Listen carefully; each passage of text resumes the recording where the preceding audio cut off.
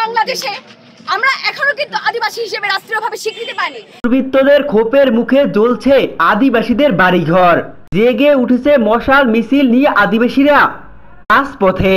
সুষ্ঠু বিচারের দাবিতে রাজপথ গণজোয়ারে পরিণত হয়েছে। তাদের ক্ষোভের মুখেই পড়েছে এবার সরকার।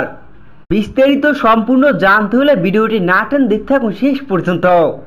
খাগড়াছড়ির দিঘিনালায় স্থানীয় দুপক্ষের সংঘর্ষের জেরে আগুনে পুড়িয়ে দেওয়া হয়েছে অর্ধশত বসতবাড়ি, অনেক দোকানপাটও পুড়িয়ে দেওয়া হয়েছে।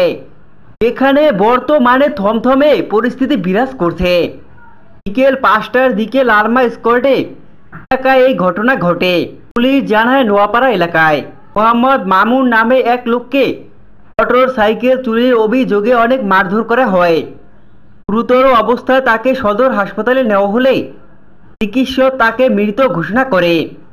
এই ঘটনার প্রতিবাদে জেগে উঠেছে খাগড়াছড়ির আদিমবাসীরা। বিভিন্ন স্থানে মিছিল নিয়ে বের হয়েছে তারা, এমনকি মশাল মিছিল নিয়ে সমস্ত রাজপথে গণজোয়ার তৈরি করেছে। এখানে দেখা যায় আদিমবাসীরা বলতে লাগে যে বাংলাদেশে আমরা আজ থেকে এখনো আদিবাসী হিসেবে স্বীকৃতি পাইনি, এখানে আমাদের অধিকারগুলো অনেক পিছিয়ে আছে। গতকালকে আমাদের খাগড়াছড়িতে একজন লোক মারা যায়, তারা কাকে মেরেছে এমনকি কিভাবে মেরেছে সেটা আমরা জানি না।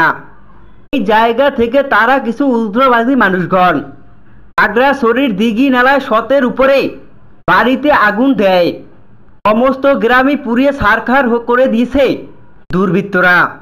এর জন্যই খাগড়াছড়ির আদিমবাসীরা বাড়িঘর ছেড়ে রাজপথে নেমেছে। ঘোষণা দিয়েছে অনাতি বিলম্বে সুষ্ঠু বিচারের দায়িত্বে অপরাধীদের আনতে হবে। যতক্ষণে অপরাধীদের শাস্তি দেওয়া না হবে ততক্ষণ ধরে রাজপথ ত্যাগ করবে না তারা। এভাবেই গর্জে উঠেছে আদিমবাসীরা।